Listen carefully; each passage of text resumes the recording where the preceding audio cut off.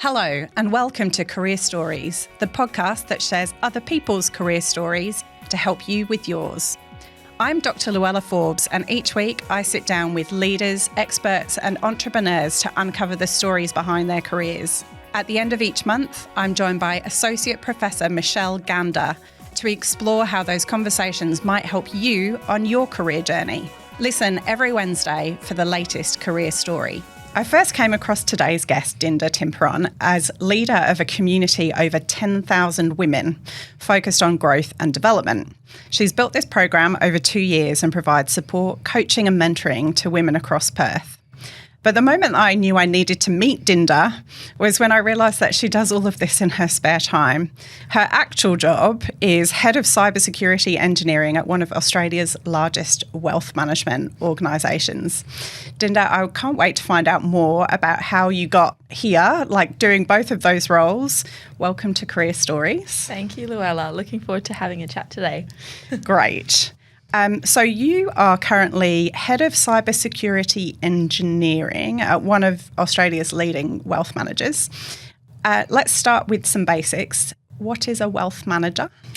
So a wealth management firm is essentially a place that looks after people's retirement savings. So the place that I work at, there's different aspects of the business. We've got superannuation funds, we have financial advisors, it's end-to-end, essentially looking after millions of people in Australia's retirement savings and how they manage it over time. And so helping people invest and helping kind of people figure out how to get the most out of whatever money they have to 100%. invest for their retirement.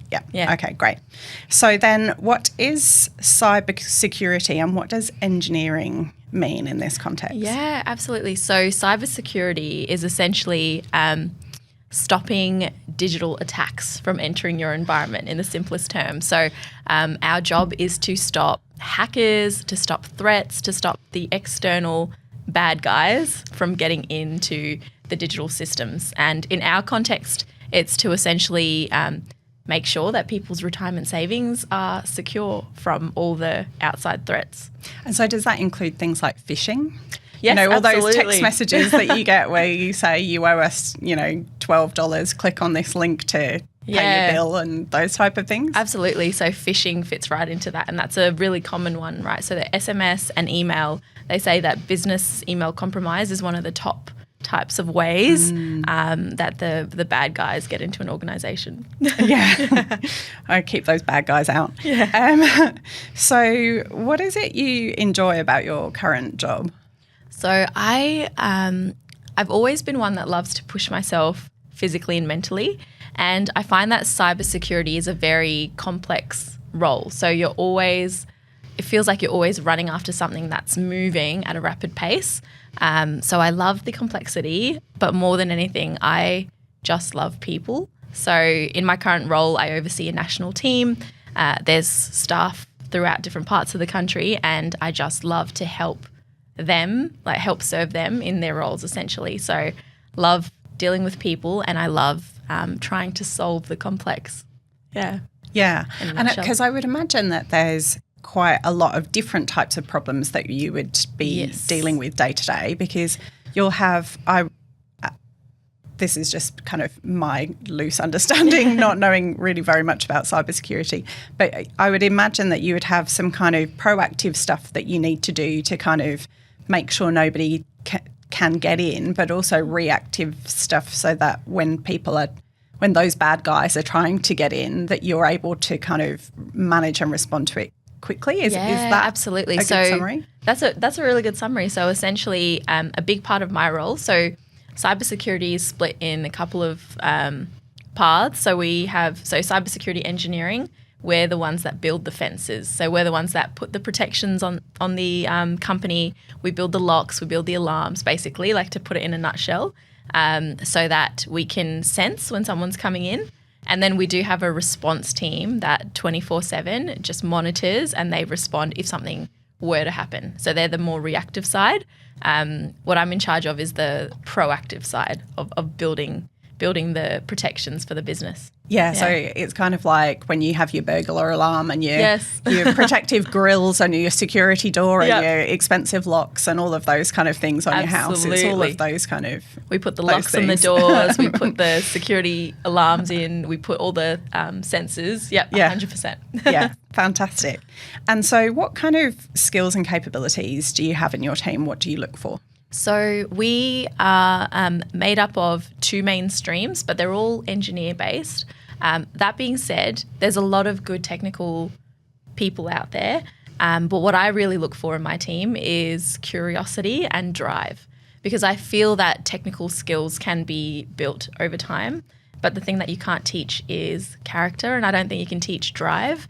And in such a fast-moving, fast-paced industry, I need someone that can take ownership end to end and want to be involved in the work. So that's what I look for. Well, and you, if we're talking about proactive work, that also means you need proactive people, because you need to be people kind of trying to figure out what's going on, what's going to come next, and how to be on top of it. So you often have to look at where the trends are, and for example, with AI and the quantum computing coming around the corner, you have to look at where the trends are and where we actually have to protect the business. So you need the people that are problem solvers, that are driven to do that as well. And there must be quite a lot of, I would imagine that you would have a peer group where you are trying to work together to figure out like what the latest approaches are and try and kind of collaborate to make sure that you're all protecting yourselves. Is that fair? I think it's really important too. So I like to keep up with the latest news in the industry there, but also in the spirit of community building. I love to build communities, but I also have a Perth IT leaders group, and we connect, we share. Where sometimes even there's voice messages between us when someone's trying to think about, are you doing this in your organisation? And it's just good to be able to bounce ideas off others. I also have peers inside of the company as well that we bounce ideas off, because I don't think you can do or think of these things in isolation. It really is you need to see what's going on out there. And conferences too, that's really helpful. Yeah. Because I'm sure that there's lots of kind of industry thinking about where the next attacks are going to come from, and absolutely. Who all these bad guys are. Yeah. All right. So that's what you do now. Yeah. But you haven't always worked in financial services or cybersecurity. Yeah. What did you want to do when you were a kid?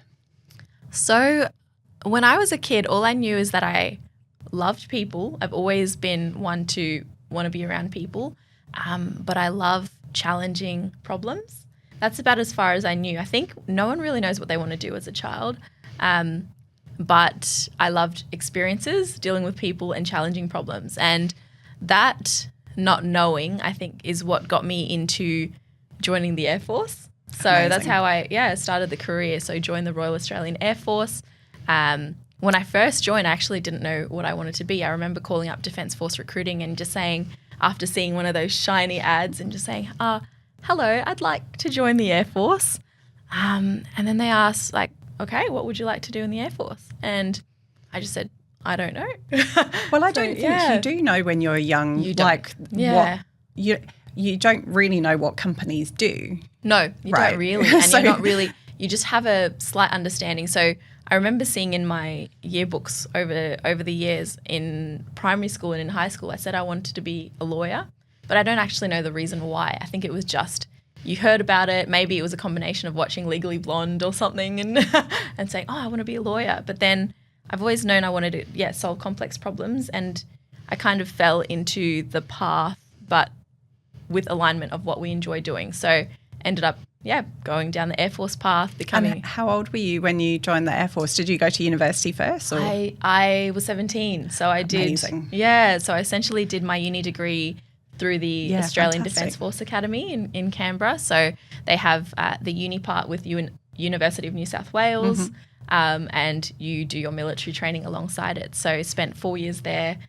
did the aerospace engineering degree, and also the military training for the Air Force. Yeah, so amazing. by the time we left 17, 18, 19, 20, 20 years old, came out with a degree and the Air Force work at the end of it as well. Yeah. And you must have been quite good at science to have done that. You do love the sciences. Yeah, do love the science, do love the maths. I just really enjoy.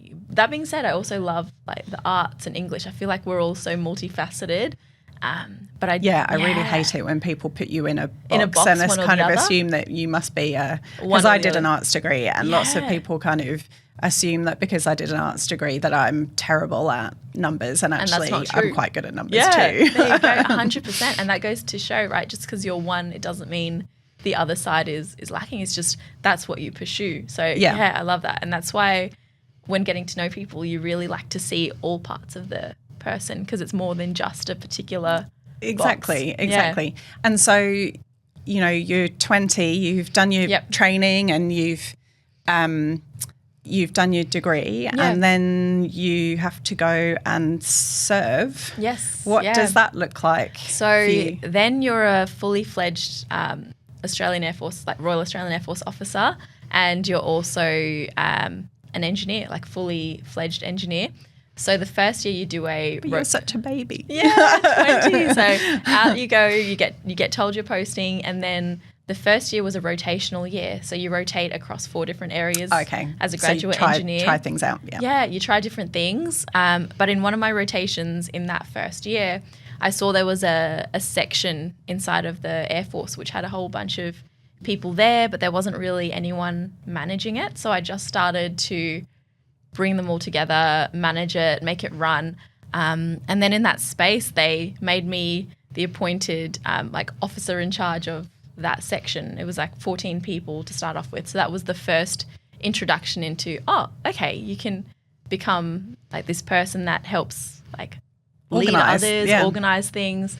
And then that then launched me into the next role, which was I became an aircraft maintenance officer for a fast jet squadron, and that was much larger. So it went from 14 to 80 people, and then you just went, oh my goodness. And I was 21, and I remember walking in and thinking, I can't, you know nothing. You know, your degree doesn't actually teach you how to lead. It doesn't really teach you people skills.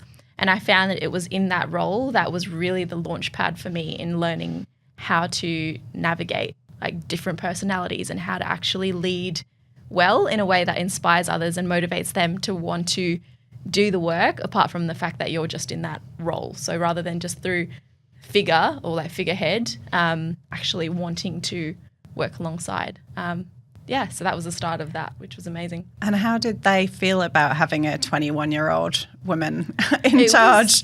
It was hard. So I would say it was probably a big awakening for me to go into that role. Most people were, I would say, double your age, most of them. They have had long careers, aircraft technicians who have worked on that aircraft type maybe 10 years, 15 years. And then here you come in fresh with a degree in a role where you are aircraft maintenance officer in charge of their squadron. And I learned very quickly that you knew very little, and it was about understanding them and seeing what you could do to help them with their roles. It took me a few months, I would say, to get to the point where it completely flipped and they realised that you were there to work alongside them. And I guess that's why my leadership style has always been about, it's not about me, but it's rather how can I serve others? And that might sound quite cliche, but I've noticed that that's actually what really helps. So, you know, they're the subject matter experts. How can you help remove the blocks? How can you help with the decisions and make their work easier so that it all ticks and it all aligns that way, which has been a really good experience. Yeah, one of the things that I often think about as a leader is that when you're leading a team, you're just in a different seat to them. So 100%. You can just see different things and understand different things about the context that you might be operating in. Yeah. But quite often as a leader, I've really needed the expertise of the people in the team. Yes. And just because I'm sitting in that seat doesn't mean that I know anything, you know, more or different or better. Yeah. I'm just sitting in a different seat. I have a different perspective and I have a different job to do. And so that's the way that I think about it, is just, it's just a different kind of chair that you're in. I love that. I love that perspective. I've not heard it before, where you're sitting in a different seat, but it's so true, because you are. It's just everyone has their role. It doesn't make you any better or any worse than, but it's just it is the perspective. And my job overall was to keep the planes flying in the air, and they all had expertise in different areas. So some would be engines, some would be, keeping the flight line occupied. And your job was just to sit in the seat and see it all connect and make sure that it all just exactly. going that way. Yeah. And the reason that I particularly like that analogy is because it gives you the idea that you're sat at the same level as them. Yes. You're just sat in a different place. Yeah. If that makes sense. That's really good. I love that. I'm going to bring that on. That's my takeaway. That's fine. You can use that. Okay, so you were leading the maintenance team. Yeah. And so then what happened?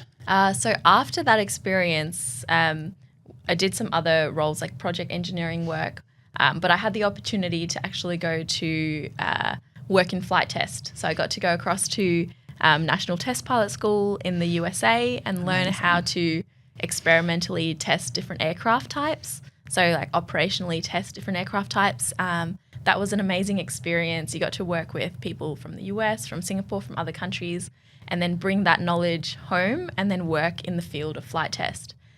So what that meant is I then went into working in a whole bunch of different aircraft types. When we're bringing something new or when we've upgraded something, like actually creating the test programs. And that was a whole different aspect of it. So moved into that and firstly started testing our aircraft, and then moved into roles where I was leading the test programs for entire aircraft capabilities and just working in that way. So the complex problems part again was really good there. Yeah. Please tell me it was like Top Gun Academy. So I'm not a pilot, I'm an engineer. So there's someone else that flies the aircraft, but you have to be able to lead the pilots through how you want them to fly it whilst you sit beside them. Yeah. But I can see some of the skills. So testing would be one of the skills that you use in your current role. So absolutely. I can see the kind of embryo of your current role growing from that. So, okay, but did you learn to fly at all while you were there? So you learnt the basics of flying, but you are not a pilot, if that makes sense. So they teach you things in case things are at emergency state or if you need to, but not to the level of a not being able wonderful to military pilot. Yes, 100%. Okay, so then, so you were based in the US for that? Yeah, so I was based in the US. I've lived all over the place with the Air Force, so I've lived in overseas in the US as well as in Australia, but in different areas. So Canberra, Sydney, Newcastle, Brisbane. Yeah, so it moves around quite a lot actually in that time. Yeah. And how did you find living in the US? I loved it. Yeah, I think that my experience with the US was, especially given the two times that I was living in the US, it's very smaller towns and the community was fantastic. Everything was, so I actually absolutely loved my time over there. Yeah, it was a really, really good experience. And I actually had my oldest son who's born in the US, so he's a dual citizen at the moment. Yeah, so it was just happened to be timing with everything. But I loved my time over there. Amazing. Yeah. Then what happened next? So after leading flight test programs, that's back here in Australia. So trained over in the US and then led them here in Australia. Yeah. Eventually I decided to leave the Air Force. And then there was a couple of years there where I did something completely different before coming back. So I'm big into the arts. I'm big into all of that side of things as well. So I spent a couple of years writing stage plays and being involved in like acting communities and all this kind of stuff. Fantastic. So totally different. And it's interesting people going from, wow, she was an aerospace engineer leading big aircraft programs. She's left. Now she's doing the arts. What is she doing? And once again, that just, for me, I joined the Air Force so young at 17 and I built a solid, steady career. And I knew that the resume was always going to be there. But I also knew that there's parts of you that you just always want to express and explore and in life as well. So I did that for a couple of years. It was amazing. And then when I had... Sorry, were you... I would imagine that being in the armed forces, there'd be Yeah. quite a lot of structure to your life. Yes, a lot of structure. And it sounds like the arts experience might have been a way for you to kind of break away from that kind of structure and create your own. I think so. Yeah, I think it's a transition freedom. period. Yeah. They say that often when you leave the armed forces or when you leave defence, there is this transition period where you're just trying to figure out who are you beyond that. And growing up, I was like a competitive ballroom Latin dancer. I was doing all of these things in the arts alongside also, being an absolute nerd and loving the science and the maths and everything else. So that side needed to be expressed. So, I did that for a few years. And then it was when after I had my son Oliver, that I realised I wanted to go back to steady, and I just felt the pull to go back and I was going to airports a lot as well, and just seeing the planes and going, I really miss just that problem solving part of the brain. And that's when I moved back in. So I always follow the gut feeling. I feel like I love to live a life in alignment with myself and whatever that feels like. Your instincts. Your instincts, yeah. So I follow the instincts. And then that was when I decided to move back into the engineering world after a couple of years in the arts. Which has been really good. Yeah, great. Yeah. So then you were based in Brisbane? So based in, I had Ollie in the US. Yeah. So back again. in the US. and then back this time again on the East Coast. And then back again in Brisbane, and that's when I decided to join and I became a consultant for engineering. Right. So I did a lot of defence consulting, different projects, still mostly in head of test roles, so test and evaluation manager roles for new aircraft types. Worked on some really cool stuff and some cool programs there. Yeah. And then after that, so a lot of the aircraft that we're working on actually, so it's the intersection between flight test, aerospace engineering and cyber as well, because there's a lot of high-tech aircraft coming in. Yeah, right. And then it was at the end of all of that, so Brisbane, Newcastle were the last two places I had lived. And then it was when I moved back to Perth that I was working remotely, like post-COVID, but working remotely 100% of the time, that I realised I wanted to switch industries, because it was starting to feel like, yep, I've done this and I'm good at this, but I always feel like I need to grow. You want the next challenge. Yes, you need the next challenge. Otherwise it just feels like it's good, but what next? Yeah. So I can see that there's a lot of similarities with the testing work and the cyber, but how did you find it kind of trying to transition into more kind of traditional industries? So from defence to financial services, I found it to be quite there's a lot of similarities, and then so in terms of the engineering work is the same. So the cyber engineering background is the same.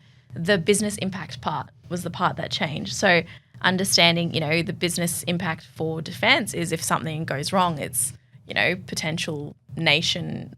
Yeah, it's a national crisis, and right? somebody might die. Someone might die, 100%. So it could be, they say that aviation incidents are written in blood. So it's a big in that sense.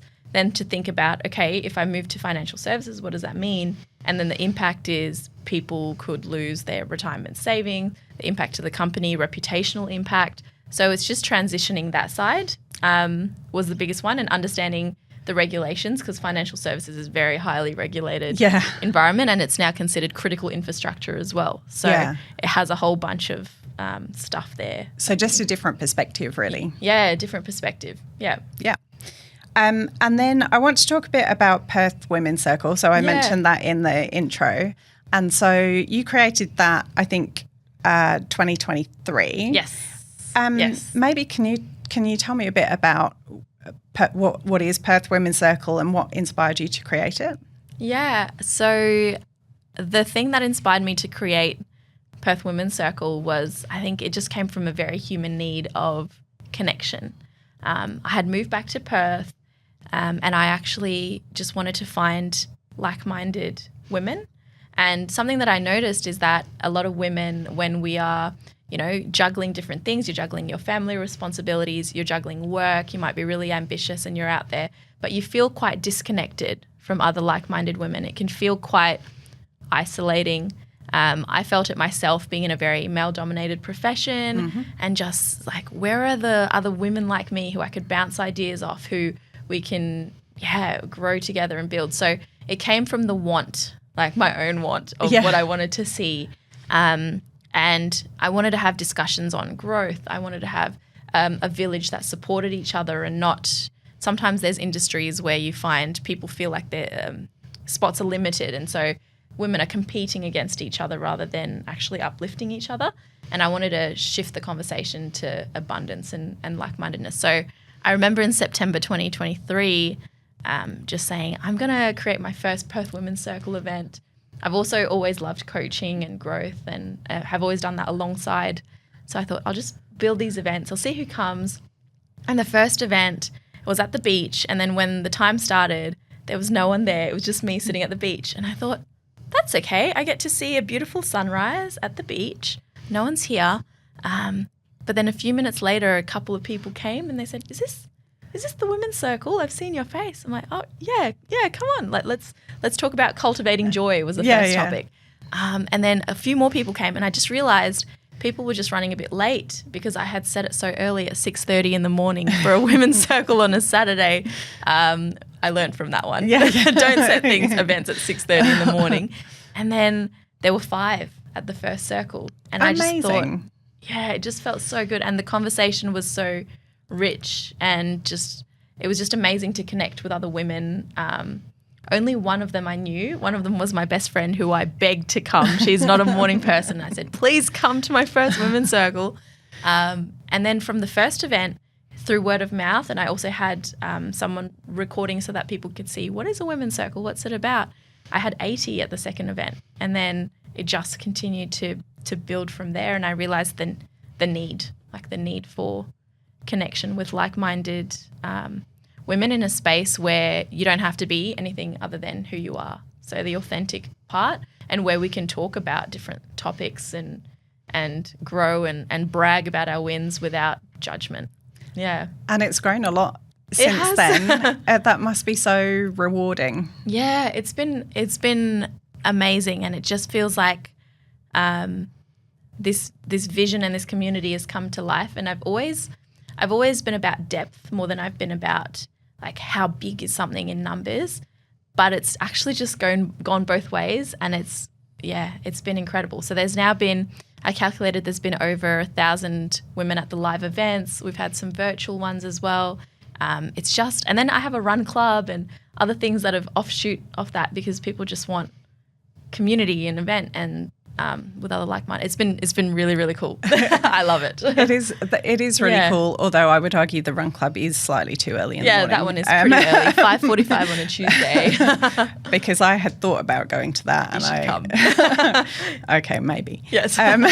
So the thing that really struck me kind of observing that a little bit is how you juggle it all, because I know you mentioned you've got 2 boys. Yeah. You've got a full-time job. Yeah. And then you're doing all of this. So I know you do coaching as well. Yeah. And then you're running Perth Women's Circle. Yeah. How do you, what's your secret? What's your kind of tip? How do you manage it? Is it actually a lot more chaotic on the inside than it looks like on the outside? It's interesting. So I have 2 things. One, I'm a very passionate individual. So I will follow the things that I'm very passionate about. And all of the things in my life right now, I've worked really hard to build a life where every aspect I love. So the full-time work, I love like leading the teams. It can be chaotic, it can be really full-on, but I just love my work, which is really good. Perth Women's Circle, that happens on weekends, and there's run clubs, and I prep for all of those monthly workshops, but it's just, I'm obsessed with self-development, so it doesn't feel like work. The kids I always prioritize above everything else, and I also do keynote speeches and coaching and all those things like you said, but each thing I'm just so passionate about, and I love that it doesn't feel like it's an energy drain. All energy recharges.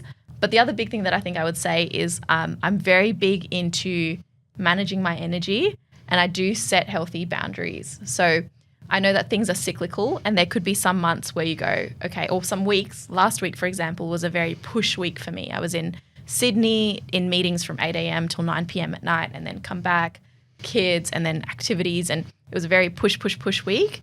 And I know that in order to sustain that, you need to bring back your energy levels on other weeks and have slow weeks where you just don't do much other than the minimum, which might be like a week of work and kids, and that's it, you know. So I'm very big into managing the energy level, I would say is the tip that I have there, in not always being go, because it's not always summer 100% of the time. Yeah. Yeah, and it sounds a little bit like one of my other recent guests talked about the kind of that you're talked about how their work persona is their life persona, that there's not a kind of work version and a home version. There's just a you version. 100%. And because it sounds like actually you just do the things that you're loving doing, and it feels a bit less like work. Yeah. And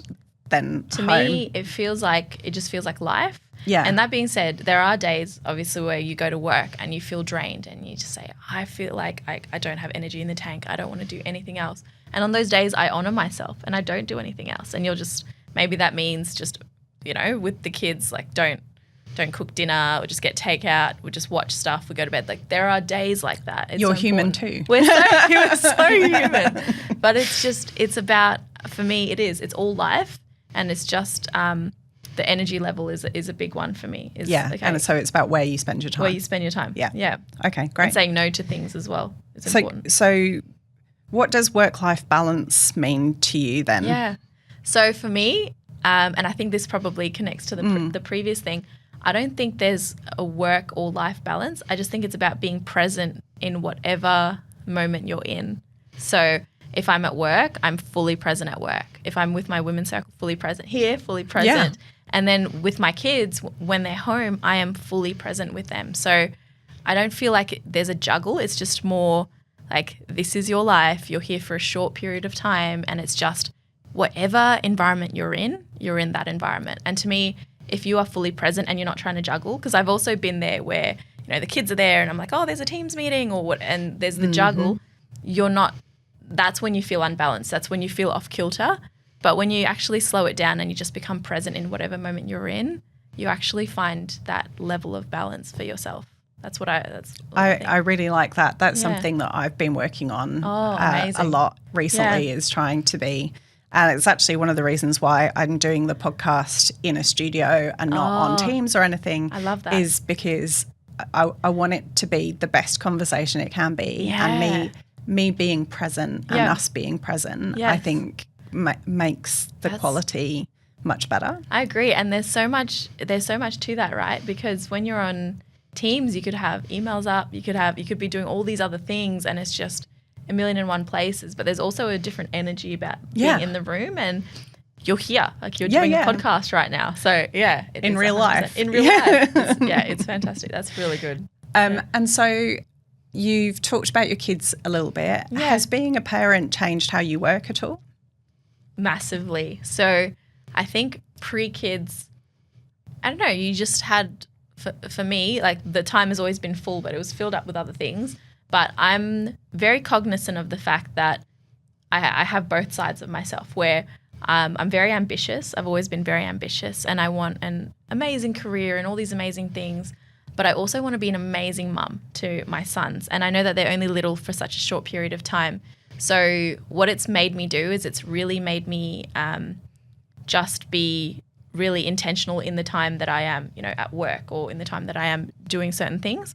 I think it's made me more productive because I have limited hours in the day, and I've made a promise to myself that when the kids are home, I am just fully present and playing with them. And so the other hours when they're at school or at daycare, that's the focus hours. So it has impacted the way that I operate, and also what I think it's impacted what I consider like a successful life as well. I think my definition has changed.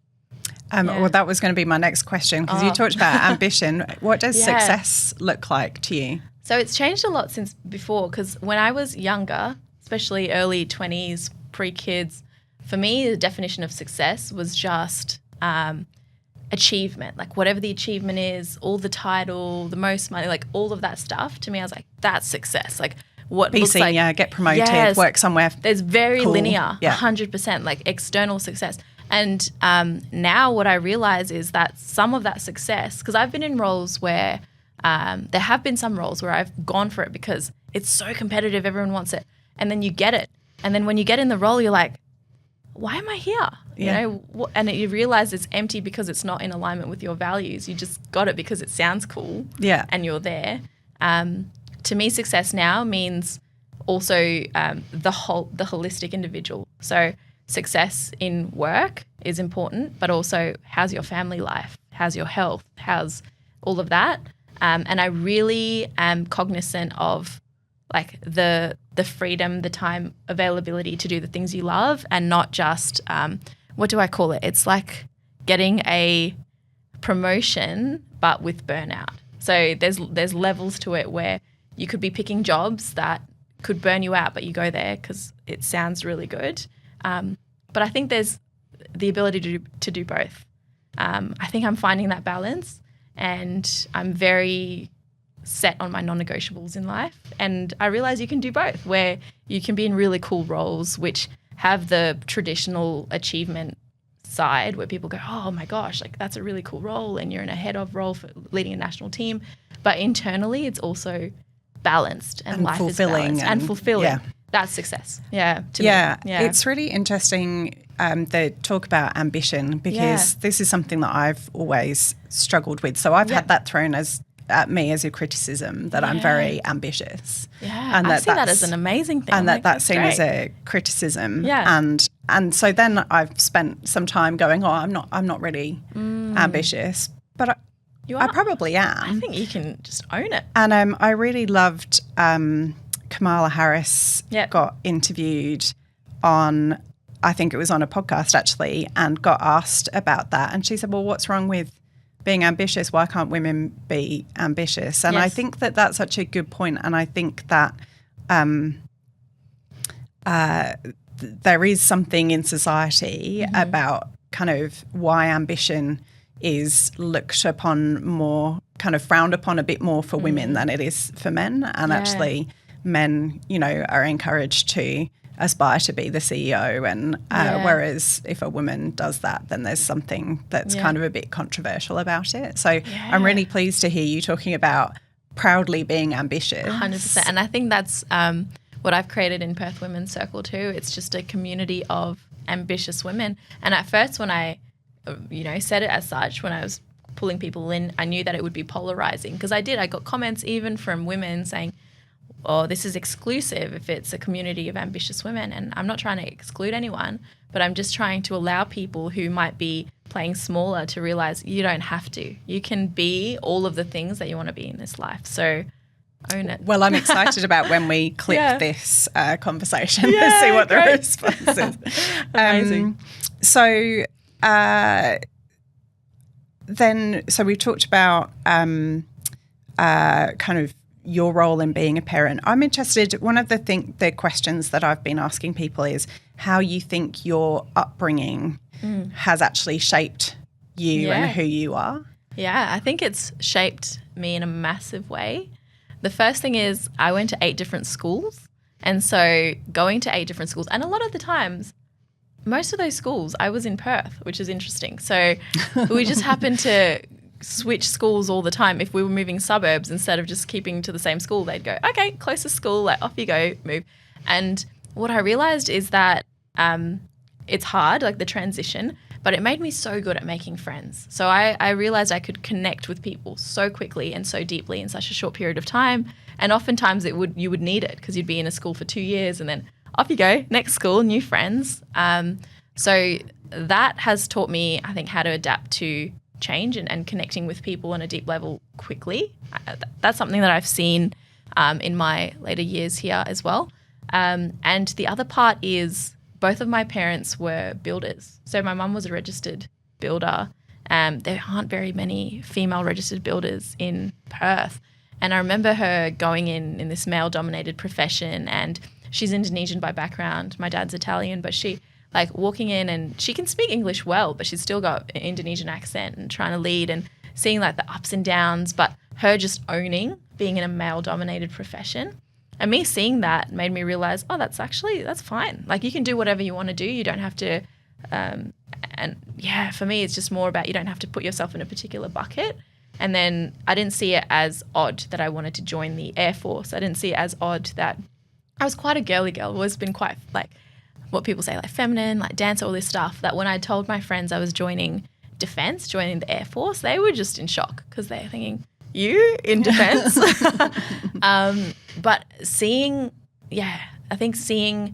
her in a male-dominated profession made me realize that, if I want to do this, I can go and do this. And so that also shaped me in a big way. Just what brilliant confidence to give your kid that they can go and do whatever they want. Yeah. Like how exciting is that? I think that's amazing actually seeing that. And they didn't ever really, I don't know if they actually, I don't remember them saying it per se. Maybe they did, but it was more just seeing it.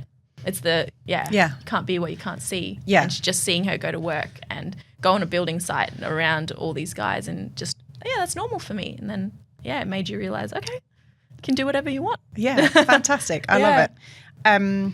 So now we've got some quick fire questions. Okay, sure. Quick fire. Let's go. Quick fire. So what is your coffee order? Chai latte. Excellent. I don't drink coffee actually. I just never grew to like tea it. Or I love tea as well. Yeah. Yep, I love tea as well. Yep. Do you prefer to work from home or work in the office? I love hybrid, but I love to be able to choose what days I'm in the office and what days from home, because home is for productive work and then the office is for, I'm an extrovert, so I love connecting with people. All right, next question, introvert or extrovert? Extrovert. Early bird or night owl? Definitely an early bird. Hence why the women with the run club at 5:45 in the morning. Do you prefer to work in Word, Excel or PowerPoint if you could choose? I like Word. Keep it simple. I would just write all the notes and things in Word. Fantastic. What is your comms style? So would you prefer an email, a Teams message or a phone call? Speaking to people all the time. I like Teams message, and I think for me that's more a productivity thing because email can take a while. But also on a phone call, you could end up on the phone for 30 minutes over something that can just take a couple of seconds. So, Teams message. Yeah. Do you have a book or a piece of advice that has guided you on your career journey? This one is an interesting one because there's so many. I'm a massive bookworm. I love self-development and business books. But something that has guided me on my career journey, I feel like there was this piece of advice that I heard once and I have no idea the source. So I wish I remembered the source, but it was about how true success expands your life. So it's about trying to really feel if something feels expansive or if it feels restrictive. And if it feels restrictive, it's not actually true success. So it needs to be something that adds to your life. Yeah. So that goes back to the kind of I could take a job, but actually it's going to be hard work and I'm not going to really enjoy it. That's and the you restrictive. feel the energy as well, the restrictive, and you go, is this actually true success? Yeah. Yeah. Yeah. I like it. Yeah. And then last question, what are you proudest of? So I'm proudest of impact beyond myself. So the stuff that I love is being able to lead a big cybersecurity team, but then also have them, for example, the engagement score for my team has gone up by 20% since I've joined. And so realizing, okay, there's impact there.